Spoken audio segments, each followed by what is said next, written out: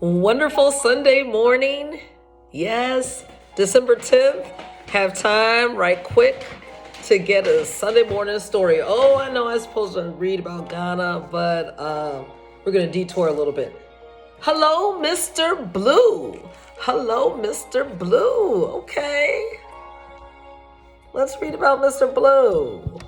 Even though typically the colors of the season are green, red, gold, silver, but hey, we know that this is probably going to talk about music form, blues.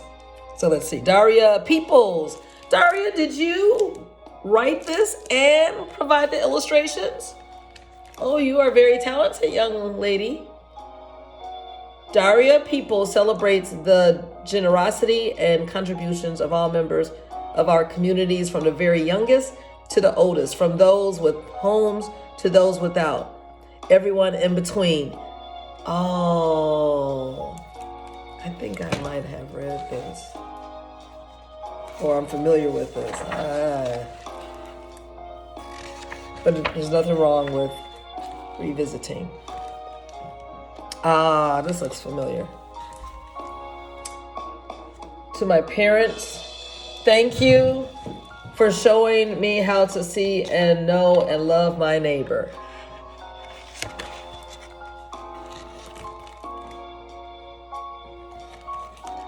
When I stay with my papa, we walk to breakfast. Oh, this is beautiful. You look at this. Will you look at these illustrations?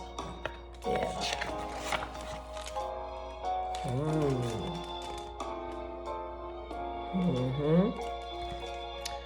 If you can keep a secret, I'll tell you.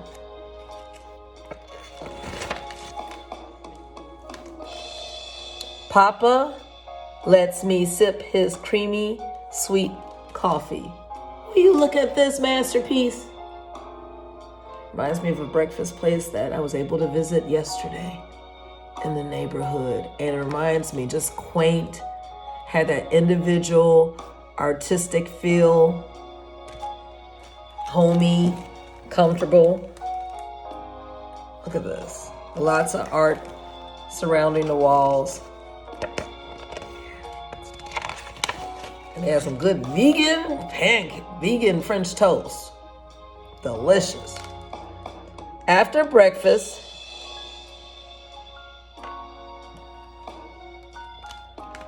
we make music. This reminds me, I received confirmation to go pescatarian. You know, I did the vegan for some time and I loved it, but it was limited. And I said, you know what? I can incorporate salmon's good. Salmon, whitefish, yeah. Today I meet Papa's friend.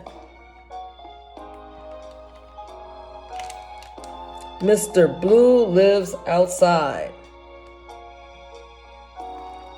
Yeah. That's real talk. Papa says they go back. They go way back. Yeah. I'll never forget when I saw a friend of mine. We went way back in high school. And I remember seeing him sitting on State Street. And I had a lightweight crush on him back in high school. Yeah. And I think maybe it was mutual. But anyway, I saw him and he was sitting on the ground and he had a cup my age. And I was like, what happened? And he told me his story. He was riding on his motorcycle and I don't know if he ran into a wall, brick wall. I think it was Lakeshore Drive. And he lost his legs. I think maybe it was half under the knee, or it might have been up to the thigh, but it was, very tragic. And he sometimes, go part-time between the mission home down the street.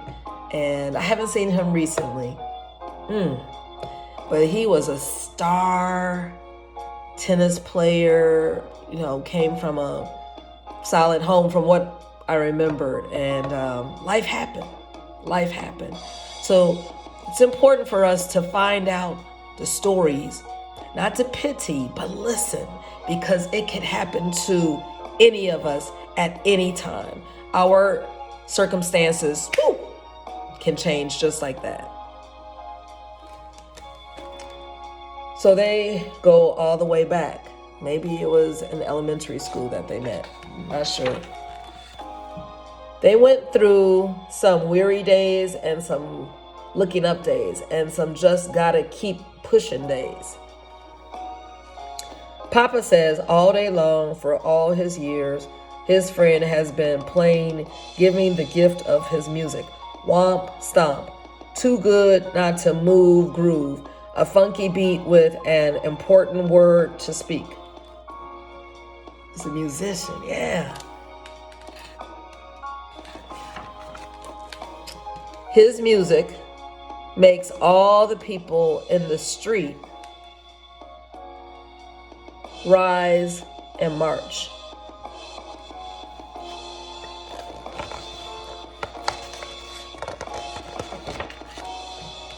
And boogie.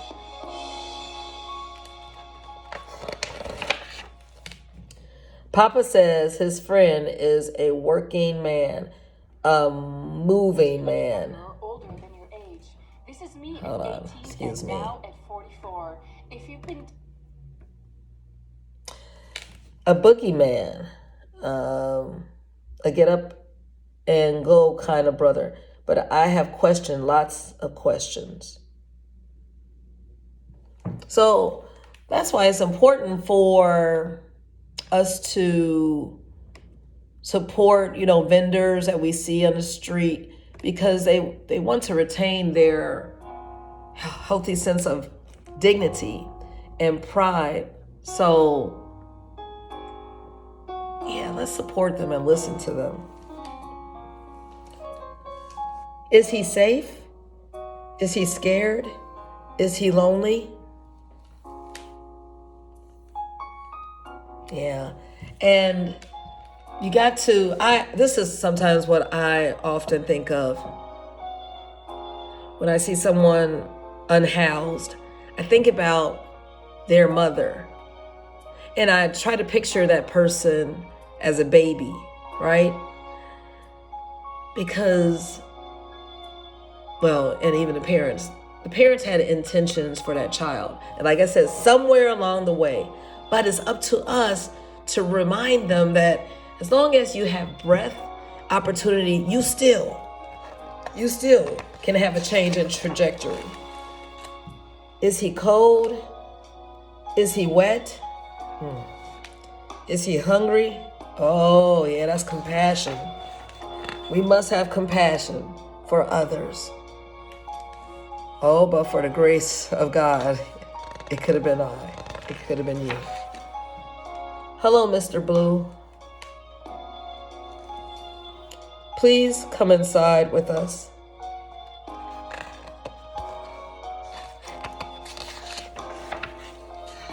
Mr. Blue is my favorite musician.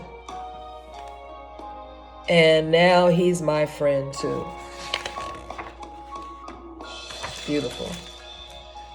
One of my father's favorite things is telling me stories about the different people he has met in his lifetime, from his childhood, his experience in Vietnam, and his trips to visit family in Compton, California, where he met a man named Mr. Blue.